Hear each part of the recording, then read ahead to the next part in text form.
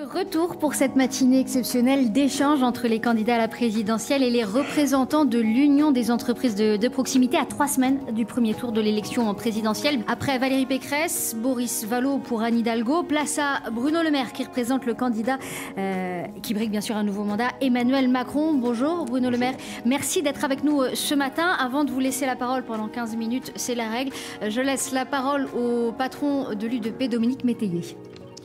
Merci, Monsieur Bruno Le Maire, Monsieur le Ministre, bonjour. C'est en tant que représentant de Monsieur Emmanuel Macron, candidat à la présidence de la République, que vous êtes parmi nous ce matin. Je vous remercie très sincèrement de votre présence. Je me permets de vous rappeler que l'artisanat, le commerce de proximité, les professions libérales pèsent lourd dans le paysage économique et social français.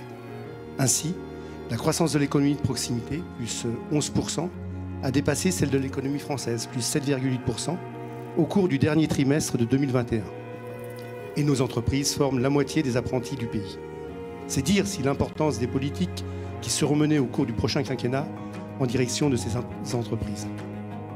Je vous propose, Monsieur Bruno Le Maire, de vous exprimer 15 minutes dans un premier temps pour exposer les grandes lignes du programme de Monsieur Emmanuel Macron, puis de dialoguer pendant 25 minutes avec les représentants de nos confédérations membres qui vont vous solliciter et solliciter votre avis sur quelques-unes des 20 priorités mises en avant par l'UDP pour le prochain quinquennat.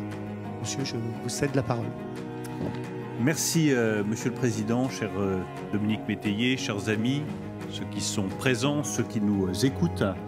Je suis particulièrement heureux de représenter aujourd'hui le candidat Emmanuel Macron à cette session de travail de l'UDP qui prépare les élections à venir.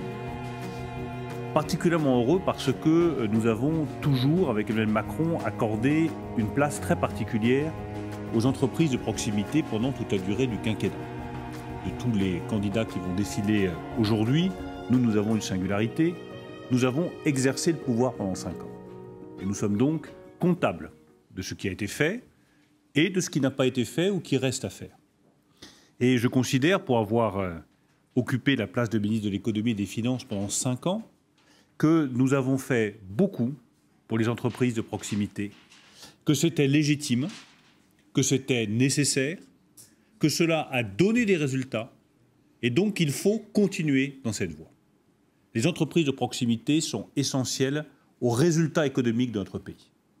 Et elles sont essentielles encore plus profondément au bon état de la société française, qui a besoin de ces entreprises de proximité pour se sentir bien, pour que les communes, que les villes moyennes soient animées, pour que les campagnes puissent fonctionner correctement, pour que dans les grandes villes, il n'y ait pas de déshumanisation commerciale ou de situation humainement intenable pour les gens. Le commerce de proximité est une exigence économique et une exigence sociale.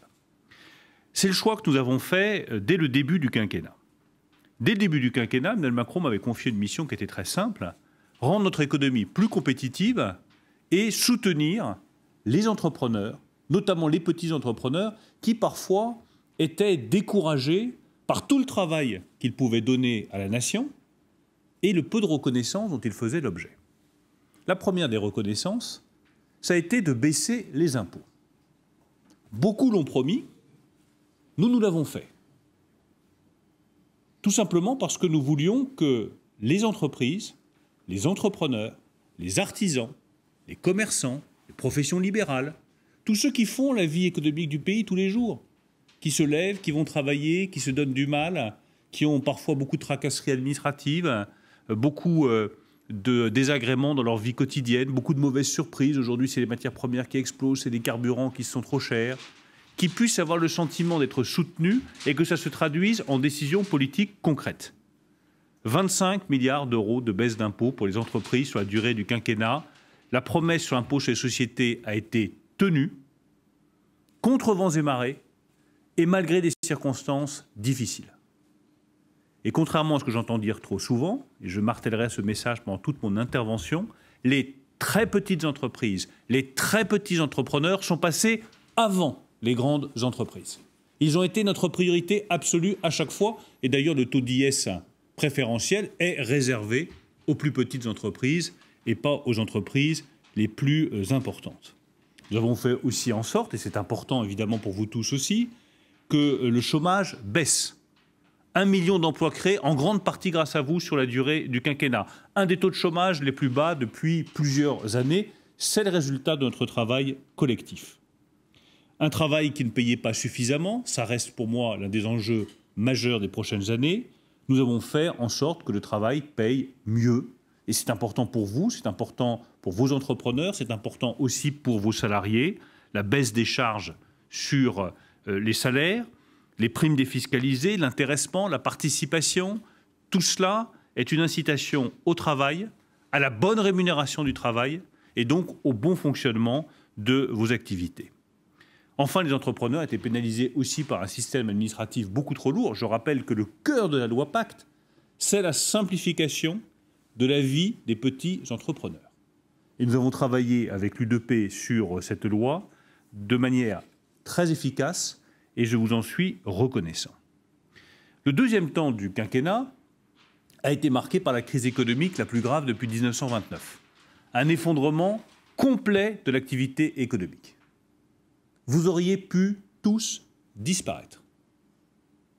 Le président de la République a pris les décisions nécessaires pour que vos entreprises continuent à fonctionner. Je les ai mises en œuvre avec vous dans un travail qui a été un travail constructif, acharné, parfois épuisant, mais qui nous a permis en l'espace de 2 ans, de 2020 à aujourd'hui, de sauver vos entreprises. Et le plan que nous avons mis en place, le fameux « quoi qu'il en coûte », pour faire face à la crise du Covid, a sauvé de la faillite des dizaines de milliers d'entrepreneurs, et notamment les plus petits d'entre eux. Enfin, moi, j'ai le souvenir très précis, et je le dis parce que c'est un gage de confiance pour la suite, que ceux qui, en mars 2020, pouvaient tirer les rideaux, parce qu'ils n'avaient pas de trésorerie de réserve, parce que les banques leur auraient fermé les portes, parce qu'ils n'avaient pas de moyens de trouver des financements indispensables pour poursuivre leur activité. Ma première priorité, ça a été la mise en place du fonds de solidarité. Et le fonds de solidarité, ce n'était pas pour les gros. Le fonds de solidarité, ce n'était pas pour les plus grandes entreprises.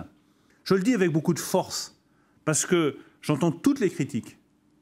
Mais celle qui consiste à dire que ce gouvernement ou ce président de la République aurait d'abord servi les plus grandes entreprises en oubliant les petites, c'est un mensonge. La vérité, c'est que ce gouvernement et le président de la République qui sollicite à nouveau le suffrage des Français ont d'abord pensé aux plus petites entreprises, ont d'abord pensé aux artisans, ont d'abord pensé aux commerçants. Et quand la crise s'est abattue sur nous, c'est aux petits restaurateurs que j'ai pensé, c'est aux bars, c'est aux hôteliers, c'est aux boulangers qui pouvaient fermer, c'est à la très petite entreprise qui n'avait plus de trésorerie du tout et qui avait besoin immédiatement d'une garantie ou d'un fonds de solidarité. C'est à vous que nous avons pensé en priorité parce que vous étiez les plus faibles et que vous aviez donc besoin du soutien le plus fort. Le fonds de solidarité est le témoignage le plus vibrant de notre détermination avec le président de la République pendant tout ce quinquennat de soutenir le tissu économique des très petites entreprises et des artisans. 80 milliards d'euros ont été versés à l'économie française à travers le fonds de solidarité, notamment pour les plus petites entreprises. Alors on me dit qu'il y a le prêt garanti par l'État, mais le prêt garanti par l'État, 700 000 entreprises bénéficiaires, 600 000 entreprises de moins de 11 salariés. Les chiffres sont sans appel. Ils vont défiler aujourd'hui, les candidats, pour vous dire le gouvernement sortant, le président de la République sortant, il ne s'occupe que des gros. Ben non, c'est faux. C'est un mensonge. La réalité, c'est que nous savons parfaitement, et je le dis à la fois comme ministre de l'économie et des finances, comme soutien du candidat à la présidence de la République, et comme élu de l'heure, depuis 15 ans, je sais que ce qui fait la vitalité du tissu économique français, c'est vous. Et que nous avons besoin de vous.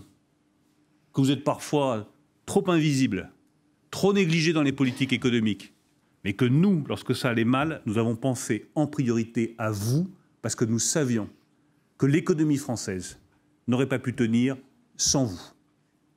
700 000 prêts garantis par l'État, 600 000 accordés aux très petites entreprises.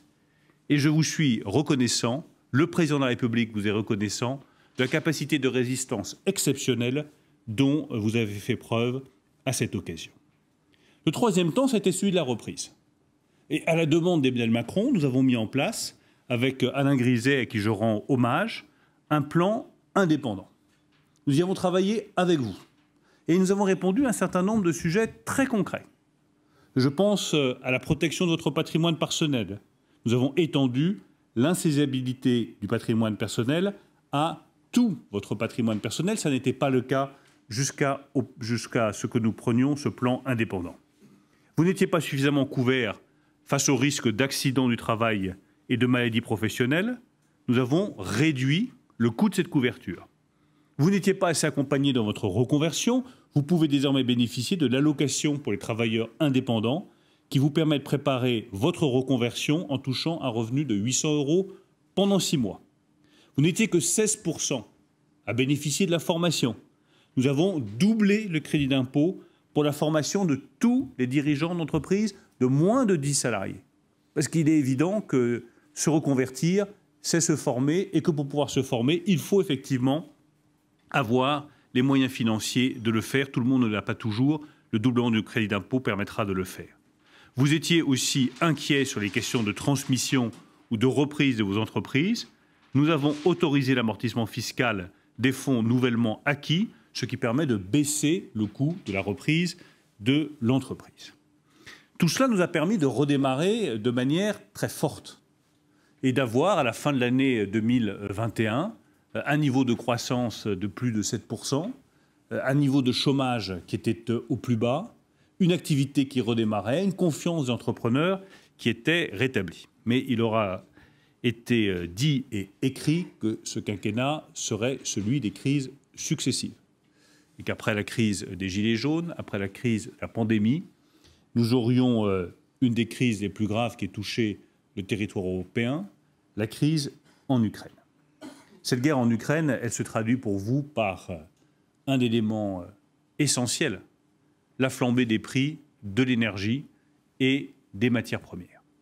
Et je sais à quel point, pour beaucoup d'entre vous, c'est un motif d'inquiétude profond. Quand vous avez une activité qui fonctionne au gaz ou qui fonctionne à l'électricité, quand vous êtes obligé de prendre votre camion pour vous déplacer, quand vous êtes obligé de prendre votre véhicule personnel pour exercer votre activité de profession libérale et que le prix du carburant explose, c'est pour vous une menace vitale dans votre activité quotidienne. Et vous faites les comptes. Vous regardez ce que vous rapporte votre activité et puis vous regardez ce que vous coûte de faire le plein dans votre véhicule.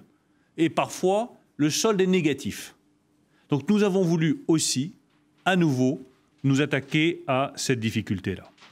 D'abord, nous avons commencé par protéger les ménages et les entreprises, notamment les plus petites d'entre elles, avec le gel du prix du gaz, avec le plafonnement des tarifs de l'électricité, et enfin avec la mesure sur l'électricité concernant les entreprises, avec la suppression de la taxe intérieure sur la consommation finale d'électricité, qui représente un bouclier tarifaire sur l'électricité pour 1,5 million de petits entrepreneurs. Donc je rappelle que la mesure qui a été prise sur l'électricité, le plafonnement à 4% des tarifs, elle protège aussi 1,5 million d'entrepreneurs. Et que tous ceux qui vous proposaient de baisser la TVA sur l'électricité auraient dû se rappeler que vous ne la payez pas. Et que par conséquent, baisser la TVA sur l'électricité n'aurait absolument rien changé à la vie des entrepreneurs, des artisans, des commerçants, de tous ceux qui étaient impactés par la flambée des prix de l'électricité. Si aujourd'hui votre facture ne dépasse pas 4%, c'est grâce à la décision qui a été prise par le président de la République d'augmenter le volume de production d'électricité à tarif régulé et de supprimer la taxe sur la consommation finale d'électricité. Reste le carburant.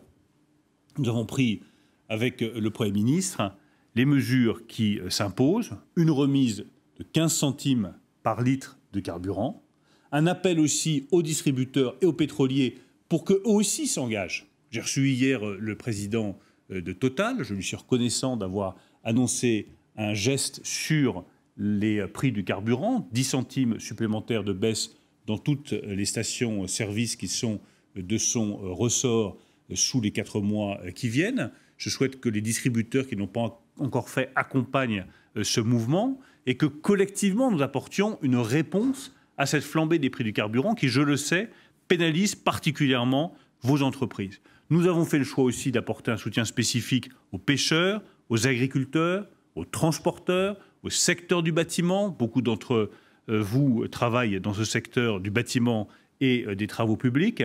Nous sommes donc totalement mobilisés sur ce sujet.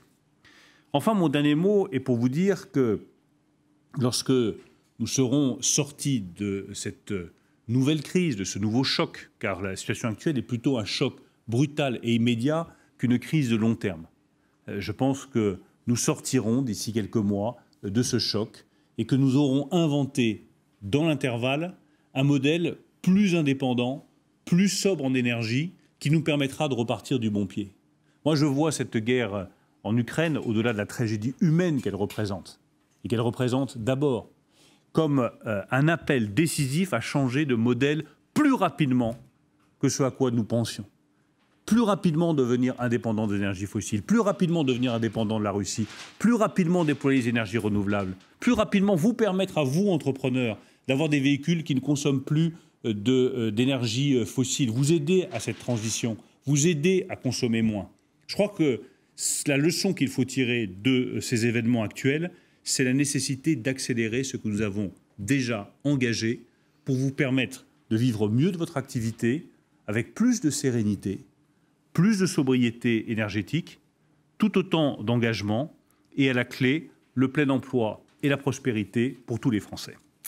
Merci Bruno Le Maire. C'est le temps des questions. La première vient du public via les réseaux sociaux. Elle vient précisément d'un chef d'entreprise dans le secteur du paysage et des travaux publics. Alors je vous lis sa question. Le dialogue social est aujourd'hui trop souvent confisqué par les représentants des grandes entreprises. Comment comptez-vous le rééquilibrer pour que les plus petites entreprises aient voix au chapitre? Alors c'est très simple. En continuant à dialoguer sur une base mensuelle, je crois que c'est à peu près le rythme auquel nous nous voyons avec vos instances, avec les représentants des petites entreprises. Ça, c'est ma première réponse.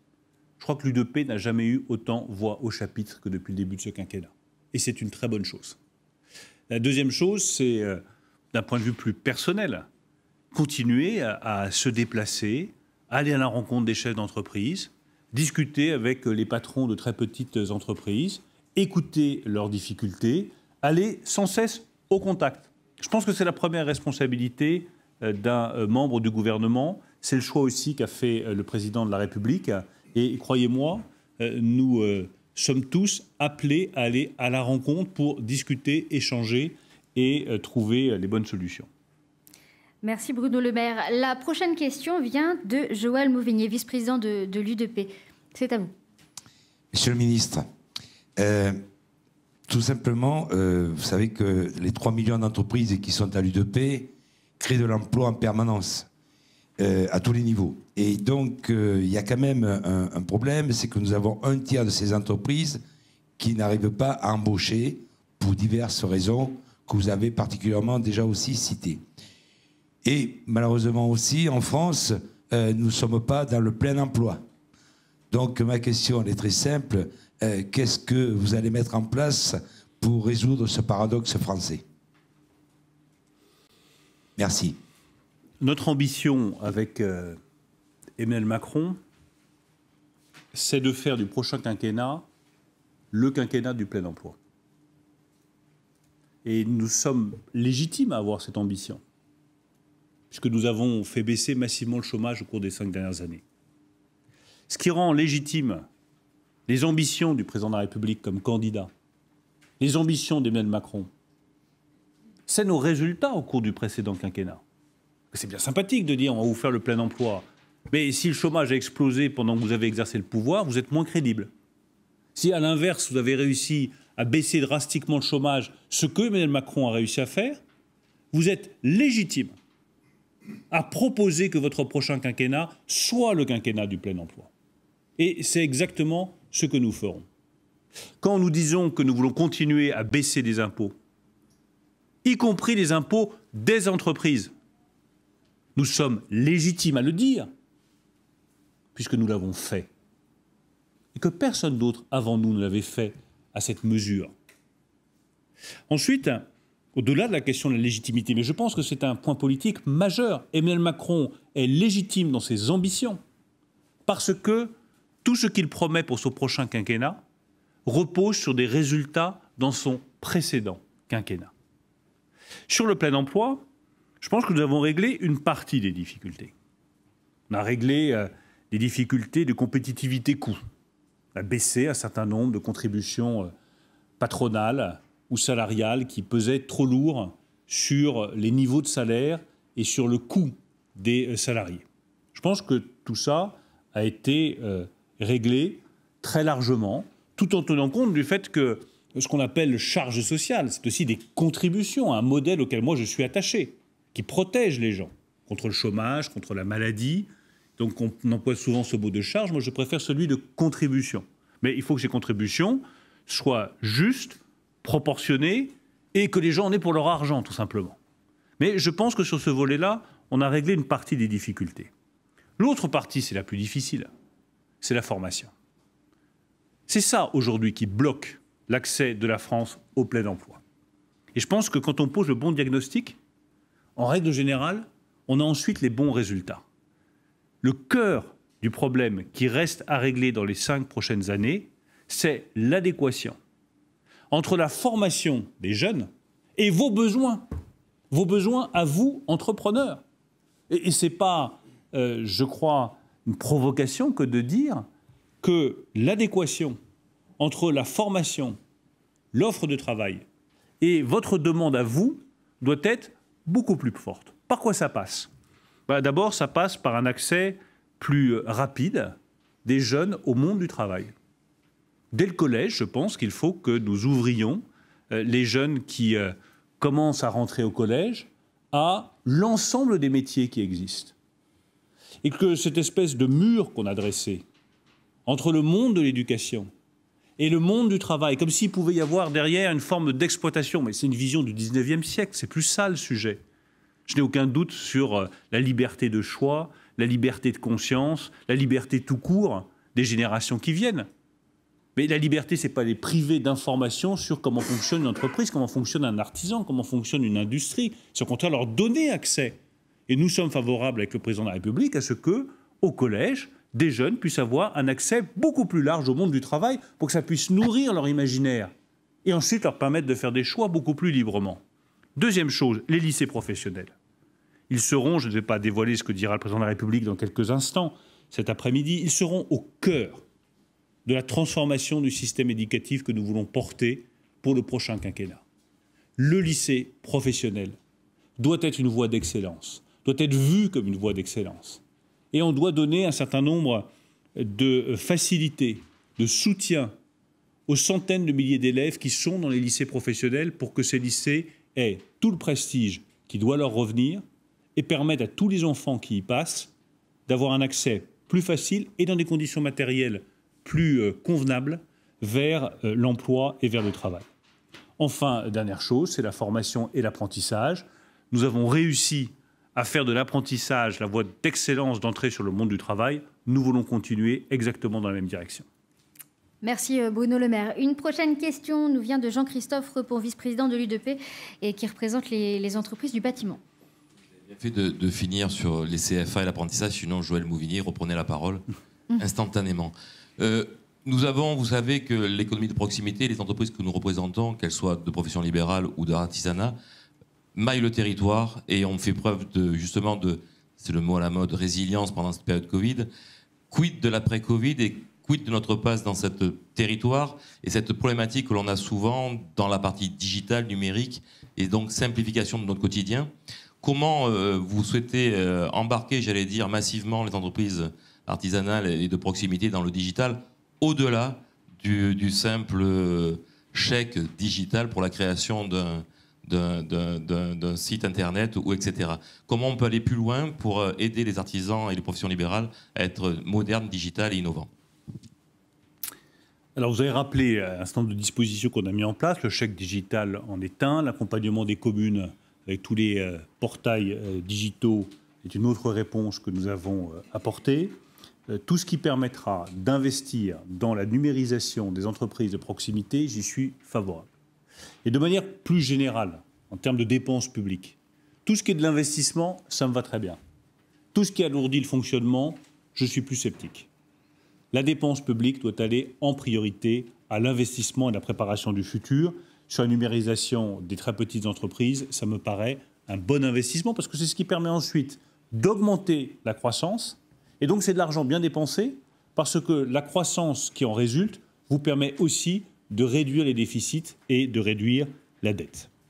L'autre chantier sur lequel je vais dire avec beaucoup d'humilité qu'il nous reste beaucoup à faire, c'est la simplification. Nous sommes un pays dans lequel il n'y a rien de plus compliqué que de simplifier. Ça se heurte à des réticences culturelles, administratives, extraordinairement profondes. Il ne faut pas le sous-estimer. Mais ça fait partie des chantiers que nous devons relancer. On a fait beaucoup avec la loi Pacte, mais je regarde ce qui se passe, je vois les obstacles, je vois encore toute la paperasserie qui peut encombrer. J'ai trouvé le témoignage de la chef d'entreprise là, très intéressant. Quand on a une entreprise, une boulangerie avec 5 ou 6 salariés, on a autre chose à faire que de passer sa journée dans la paperasse. C'est épuisant. C'est décourageant. Donc c'est à nous de prendre les mesures nécessaires pour réduire cette paperasserie et les tracasseries qui vont avec. C'est indispensable pour les très petites entreprises. C'est indispensable aussi, je vous parlais tout à l'heure de transition énergétique, si on veut accélérer le déploiement des champs éoliens offshore, accélérer le déploiement du nucléaire pour être plus indépendant en matière énergétique, il va falloir simplifier rapidement, massivement la vie économique de notre pays. Et Michel Picon, vice-président de l'UDP, qui représente les professions libérales, a une question pour vous maintenant, Bruno Le Maire. On va retrouver le micro et voilà, c'est bon, il est équipé. Ministre, je voudrais vous parler de marchés publics locaux. Dans l'environnement juridique et difficile, les petites entreprises ne sont pas armées suffisamment pour être présents dans ces marchés face aux grandes entreprises. Il y a souvent une école maternelle, souvent des risques dans les territoires, des constructions qui échappent aux entreprises locales, qui échappent également à l'ingénierie. C'est rarement un architecte local, c'est plutôt un architecte venant de loin. Parce que quand il vient de loin, on pense qu'il est meilleur, ce qui n'est pas toujours le cas. Et moi, je voudrais vous demander... Qu'est-ce que vous pouvez faire pour qu'on engage pour les entreprises de notre pays, partout sur le territoire et même sur des marchés nationaux délégués dans les préfectures ou autres? Qu'est-ce qu'on pourrait faire pour engager, si vous me permettez cette expression, de la préférence locale, par exemple? Alors sur les marchés publics, ça me permettra de rebondir aussi sur les questions qui ont été posées sur le bâtiment. Et de manière un peu plus lointaine sur les travaux publics. Je veux juste rappeler, dans les circonstances difficiles pour beaucoup d'entrepreneurs du bâtiment et des travaux publics, un certain nombre de choses que j'ai précisées hier avec le Premier ministre. Si vous avez du retard dans l'exécution de vos contrats, la réalisation d'une école, d'une crèche, d'un collège, parce que vous n'avez pas trouvé le bois de construction dont vous aviez besoin, parce que l'aluminium dont vous avez besoin est arrivé avec 15 jours, 3 semaines, 4 semaines de retard, parce que les porte-containers ont pris du retard. Aucune pénalité ne doit vous être imposée. Deuxième chose, il faut que vous puissiez réviser vos contrats. Il faut que vous puissiez passer des augmentations de matières premières. Lorsque vous avez le bois de construction qui a pris 100 ou 150%, si vous ne pouvez pas passer ça dans le contrat et que le contrat n'est pas révisable, vous ne pouvez pas vous en sortir. Il faut que vous puissiez passer ces hausses dans les contrats de droit public comme dans les contrats de droit privé. Je rappelle que dans les contrats de droit privé, il est prévu des clauses exceptionnelles pour des situations exceptionnelles. Nous sommes dans une situation exceptionnelle où la flambée du coût des matières premières justifie la révision des contrats pour que vous puissiez passer des hausses. Sinon, c'est des dizaines de milliers de petits entrepreneurs qui ne s'en sortiront pas. Enfin, dernière chose, nous allons réviser plus régulièrement l'indice des prix. C'est extrêmement important aussi parce que on rejoint le problème de la complexité administrative, c'est révisé tous les 3 mois. Vous, le problème, c'est que c'est révisé toutes les heures, vos prix. Toutes les heures. Je suis suffisamment en contact de vos entrepreneurs pour savoir que désormais, c'est toutes les heures que le prix du bois, de l'acier, de l'aluminium, du bois de construction peut varier. Il faut que l'indice des prix puisse s'ajuster aussi plus rapidement. Enfin, sur la préférence locale, là, je crois que c'est aussi aux élus locaux de faire le nécessaire. Et moi, je ne suis pas pour qu'on recentralise tout, que l'État dirige absolument tout. Mais je souhaite que chacun des élus locaux, je pense que c'est le cas très majoritairement, prennent conscience que quand on a un entrepreneur de qualité qui habite à quelques kilomètres de chez soi, qu'on a des architectes de grande qualité, il n'y a pas besoin d'aller en chercher à des cinquantaines de kilomètres. Lorsqu'on a des personnes de qualité auprès de soi, mieux vaut les valoriser. En revanche, je suis très favorable à la préférence communautaire. Je pense que c'est un des grands combats européens qu'il faut que nous livrions dans les prochaines années. La Chine pratique cela, les États-Unis pratiquent cela, il faut que l'Europe le pratique aussi. Allez, la dernière question pour vous, Bruno Le Maire, ce matin ici. Elle vient d'Anne-Marie Leroy, présidente de la Commission éducation, formation, orientation de l'UDP. C'est à vous, Anne-Marie Leroy. Bonjour. L'UDP est attachée à la sauvegarde d'un système de retraite par répartition, ainsi qu'au système de santé français. Il importe aujourd'hui de restaurer cette confiance dans ce système. Et plus largement, il faut retrouver un équilibre pour valoriser le travail indépendant au même titre que le salariat. Alors, Monsieur le Ministre, vous nous l'avez dit, ce gouvernement a fait beaucoup de choses, mais nous venions de loin. Alors, pour les 5 ans qui viennent, quelle place accorderez-vous au travail indépendant et quel regard porterez-vous sur le système social dans son ensemble? Alors, ce travail indépendant, il occupera la même place que celle qu'il a occupée pendant le quinquennat, c'est-à-dire la première place. Les très petites entreprises, les indépendants, les artisans ont été à la première place de ce quinquennat. Et ça s'est traduit par des décisions peu spectaculaires, mais efficaces. Dans le fond, c'est celle auquel je crois le plus. La loi Pacte est une loi qui a été efficace pour les entrepreneurs, notamment les petites entreprises. Le plan de soutien après le Covid a été un plan dédié, une fois encore, principalement aux très petites entreprises. Le plan indépendant, c'est la première fois que nous avons bâti ensemble un plan pour les indépendants. Je crois très sincèrement que pour le prochain quinquennat d'Emmanuel Macron, que j'appelle de mes voeux et pour lequel je me bats, je pense que les deux directions principales, il faut toujours avoir des caps qui soient les plus clairs possibles, c'est la simplification et c'est les questions de formation, d'apprentissage, de recrutement, de disponibilité des salariés dont vous avez besoin. Je suis persuadé qu'une fois que ce choc économique que nous prenons là de plein fouet aujourd'hui sera passé, mais c'est un choc, ce n'est pas une crise de long terme. La première difficulté à laquelle vous allez vous retrouver confronté, c'est de trouver des compétences dont vous avez besoin. Et si on va arriver au plein emploi d'ici la fin du prochain quinquennat, cette question des compétences, de la formation, de l'apprentissage, des lycées professionnels doit être placée au cœur de nos ambitions. Sur le système social sur lequel vous m'interrogez, nous croyons à un système de protection sociale hérité du modèle de 1945, dans lequel nous sommes tous solidaires. On peut avoir d'autres visions, c'est parfaitement légitime, mais nous croyons à ce modèle de solidarité français. Et je pense qu'on a été bien contents pendant la pandémie de voir que nous avions ce système de solidarité. Et que lorsqu'on était touché dans ce qui nous est le plus précieux, le plus cher et le plus fragile, la santé, la nôtre, celle de nos enfants, de nos proches, de notre famille, on était bien contents d'avoir un système de solidarité et de protection sociale universelle. Simplement, ce système-là, il faut pouvoir le financer correctement. Et donc, tout ce que nous allons proposer, que ce soit sur le système de soins, sur l'augmentation de la prévention, vise à quoi ? À pouvoir continuer à le financer. Lorsque le président de la République propose que l'âge légal de départ à la retraite soit porté à 65 ans, je vois bien les réserves qui s'expriment ici ou là, les craintes, je comprends parfaitement, c'est forcément un choix qui est un choix courageux, un choix difficile. Mais si on veut que demain, nos enfants, nos petits-enfants aient droit à une retraite par répartition, fondée sur un principe de solidarité, il faut qu'on travaille tous, collectivement, davantage. Et je le dis devant des hommes et des femmes qui ont le goût du travail, parce que c'est peut-être ce qui rassemble le plus les adhérents de l'UDP, le goût du travail, le sens du travail, la volonté du travail bien fait. Et du coup, rémunéré dignement, parce qu'il est légitime que le travail bien fait soit dignement rémunéré. L'un des grands défis de la France est que tous, collectivement, nous puissions travailler davantage pour maintenir notre niveau de vie. la prospérité de nos enfants, la capacité à leur offrir ce que d'autres pays n'ont pas. Un hôpital gratuit, un système de soins efficace, un régime de retraite par répartition qui vous garantit une retraite au moment où vous avez fini votre activité.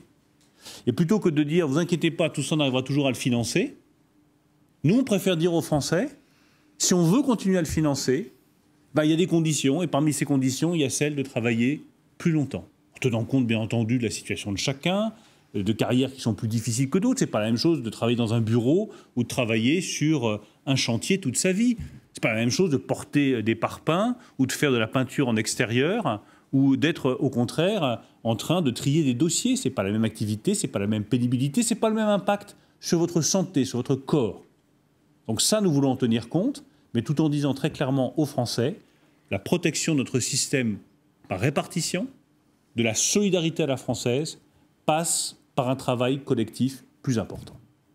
Merci beaucoup, Merci à Bruno tous. Le Maire, ministre de l'économie, des finances, de la relance, qui représentait ce matin Emmanuel Macron. Merci d'avoir été là en avant-première, puisque comme vous l'avez rappelé, il donnera cet après-midi les grandes lignes de son programme. La prochaine candidate, ce sera Marine Le Pen. Elle sera à ce pupitre d'ici quelques minutes. En attendant, je vous propose de regarder et d'écouter une nouvelle petite série de paroles de terrain qui ont été tournées en région, au cœur de vos entreprises de proximité. Je vous rappelle qu'on est ensemble encore pour un petit peu moins d'une heure pour entendre les propositions des candidats à la présidentielle, aux artisans, commerçants et professions libérales. À tout de suite.